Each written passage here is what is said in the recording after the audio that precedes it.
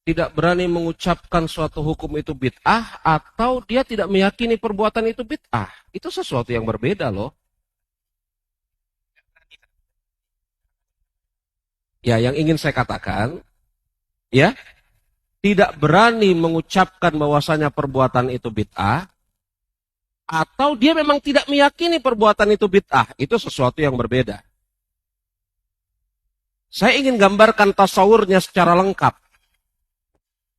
Sebagian di antara penuntut ilmu mengikuti pendapat perbuatan tersebut adalah bid'ah. Betul? Kemudian pada sesi tanya jawab, datang suatu pertanyaan terkait perbuatan tersebut, dan ustadz menjawabnya, ini bukan perbuatan bid'ah. Maka sebagian penuntut ilmu yang berpendapat dan mengikuti pendapat perbuatan itu bid'ah menilai ustadz tersebut menyimpang, tidak berani menyampaikan kebenaran. Ini sesuatu yang berbeda. Maka mengatakan bahwasanya ustadz itu tidak berani mengatakan suatu perbuatan tersebut adalah perbuatan bid'ah, harus ditahqiq terlebih dahulu bagaimana pendapat dia. Ini yang pertama. Kalau ternyata betul pendapat dia perbuatan itu adalah perbuatan yang bid'ah, tapi dia tidak menyampaikannya dalam sesi tanya jawab misalnya begitu ya, maka jangan terburu-buru mengatakan sang ustadz takut. Karena apabila seorang muslim kepada muslim yang lain diperintahkan untuk berbaik sangka, apalagi seorang muslim dalam kurung murid di hadapan muslim yang lain dalam kurung ustadznya. Ya. Maka hendaklah kemudian dia membayangkan kira-kira sang ustadz yang berpendapat perbuatan tersebut bid'ah tidak mengatakan bid'ah pada kesempatan ini, apa sebabnya?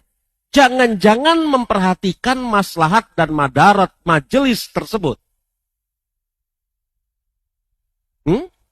Karena tidak setiap kebenaran harus diucapkan pada saat itu. Kalau kita buka kitab Sahih Bukhari, Kitabul Ilm, Abu Hurairah radhiyallahu anhu mengatakan, saya punya 3 karung perbendaharaan hadis. Yang saya sampaikan hanya 1 karung. Yang 2 belum saya sampaikan. Bukan tidak disampaikan, belum. Kalau aku sampaikan yang 2 karung ini, pada saat ini, maka niscaya akan terlepas kepalaku dari badan. Hah? Itu sebagaimana wasiat Rasulullah kepada Abdullah bin Abbas. Ketika kemudian Rasul mengatakan tentang kabar gembira seseorang yang bertauhid, maka akan masuk surga. Maka Ibnu Abbas atau Abdullah bin Mas'ud mengatakan, ya Rasulullah, bolehkah aku kabarkan ini kepada manusia? Maka Rasul mengatakan, jangan engkau kabarkan kepada manusia. Aku khawatir mereka semata-mata bersandar kepada ucapan kalimat tauhid tanpa realisasiannya dan menganggap itu cukup untuk masuk ke dalam surga.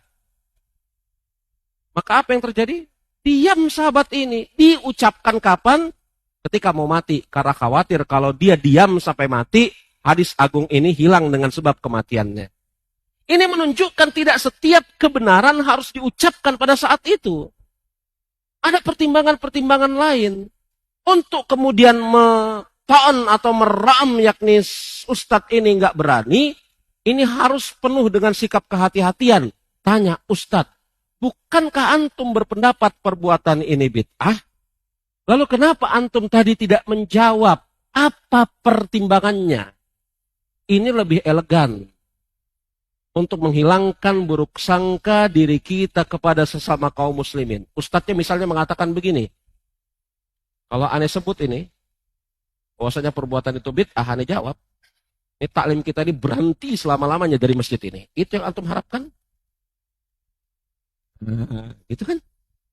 Ya enggak Ustadz. Nah, makanya aneh enggak sebut. Makanya tidak berbanding lurus keberanian dalam menjawab, begitu ya, dengan yang namanya kesabatan, kekokohan di dalam manhaj. Tidak mesti orang yang berani ngejawab, apapun dijawab, blak, blak, blak, blak, blak, blak. Semuanya saya serahkan kepada Allah Subhanahu wa Ta'ala, yang terjadi, terjadilah. Oh, itu kokoh manhajnya. Enggak. Ada sebagian orang yang modelnya kayak gini. Pokoknya semuanya dijawab. Ini, apapun yang terjadi nanti terjadilah. Bukankah Allah Subhanahu wa Ta'ala akan menjaga orang yang membela agamanya? Lalu kira-kira bagaimana kita berhadapan dengan larangan Rasul untuk menyampaikan hadis tentang keutamaan kalimat tauhid? Hah? Maka tidak berbanding lurus orang yang berani menjawab itu identik dengan kokohnya manhaj dia. Enggak.